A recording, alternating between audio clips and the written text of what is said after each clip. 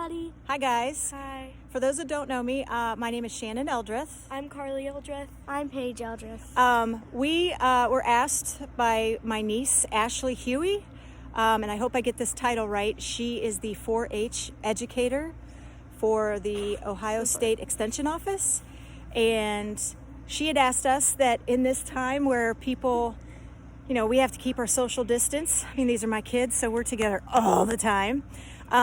She asked us to do some videos from our family's dairy farm, as you can see in the background. So we're going to give you a few tidbits. Today is day one. We're probably going to do a couple of these, and let's go see what stuff we can find. Hey guys, I'm Paige and I'm at Congress Lake Farms in Suffield. And it's owned by the Ruffiner family. I am a Ruffiner, but I don't own this farm. And it is a dairy farm. Hi guys, it's Carly. As Paige said, this is a dairy farm. This farm has been in the Ruffiner family since 1854. To put that in perspective, me, along with my many other cousins and my sister, would be the 7th generation of family members to be here at this farm. For people that aren't really experienced with dairy farms or agriculture, we are going to show you what it's like in the day of the life of a farmer here at Congress Lake Farms. Today is April 4th. In Suffield, Ohio, it is pretty sunny. All across our country, farmers are getting ready for planting season. But in Suffield, it has been pretty wet. Paige, you're absolutely right. It has been pretty wet here in Suffield lately. My dad and his fellow workers were fixing a tile because the field was really wet. But a field like this is pretty good for planting. Like, we don't know what could be planted here. Could it be soybeans or corn? We have no idea. A field like this is a problem for farmers. How do you plant a field when it's this wet? We caught up with my dad and let's have him explain this. Hey Dad, can you explain what you did here today? Yes, most farms have field tile in them. This particular farm had a 6-inch field tile that was supposed to drain all that water all the way to a ditch that's in the back of the farm that goes through the pasture. Problem was the 6-inch tile was broke about 500 feet behind us here. So we fixed the broken tile 500 feet behind us, and the tile was broke here.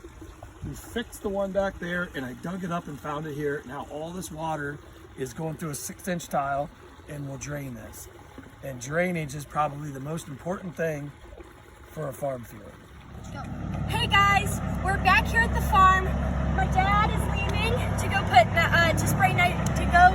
deliver the spray to put nitrogen on wheat. And hopefully he gets a video of on location. Yeah, we're gonna see if he can send us a video of them actually spraying the field, getting it ready for planting season. So let's all say goodbye as he takes the nitrogen to the sprayer. He's in the feeder belt.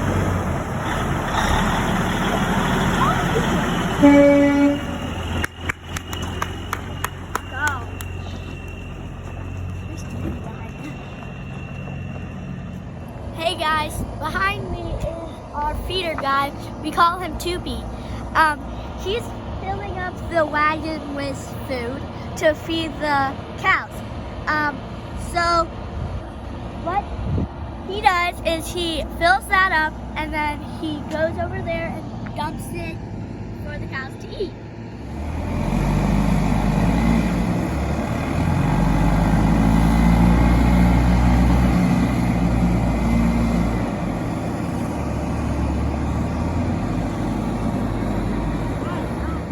Okay, so now what Toopy's doing now, he scoops some haylage, and now we'll show you the fruit bin in a little bit.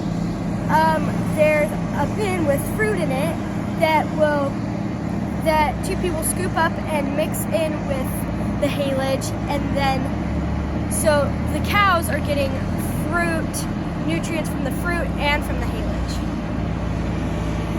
There it is. We'll show you guys the fruit bin in a little bit.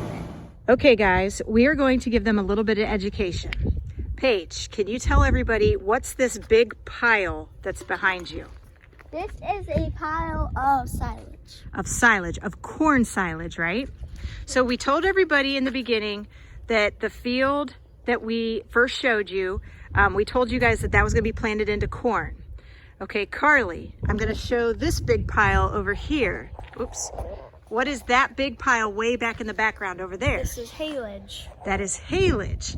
And then what is this, Carly, right here? This is the fruit pile. So we will get deliveries of like trash cans of fruit that it's not good enough for humans to eat, but it could be put to better use other than to be thrown away. If you eat it, stinks. Yeah, if this was smell-o-vision, it would be something to smell. Okay, so Carly in her hand has some haylage.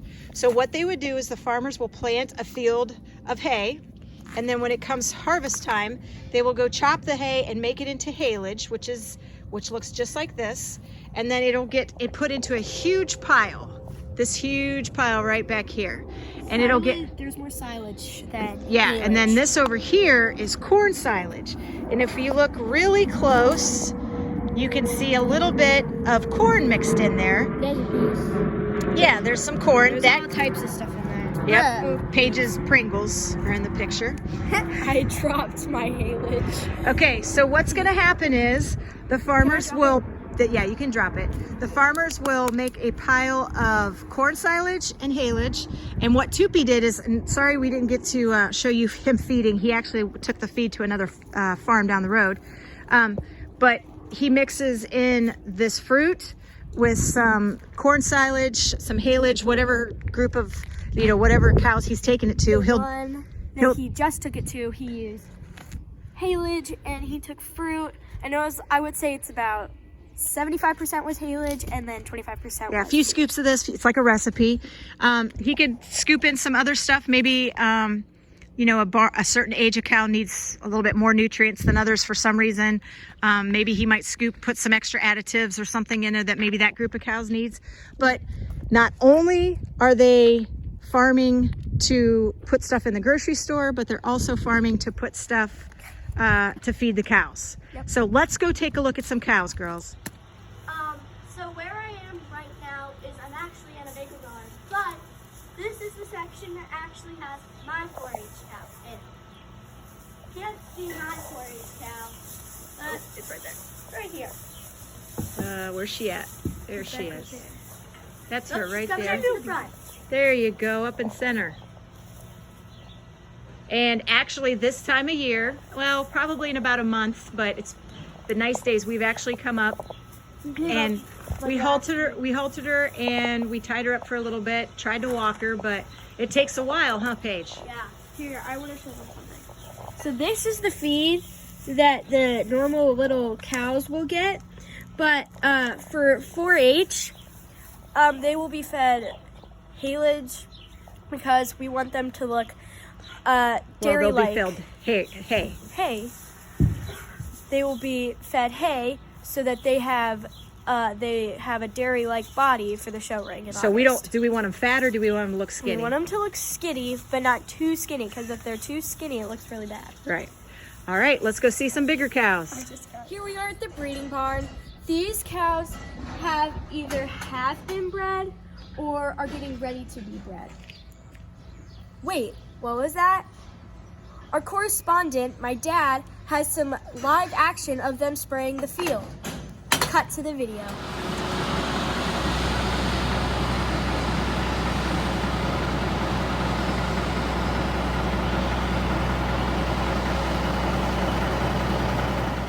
Thanks, Dad, for that awesome video.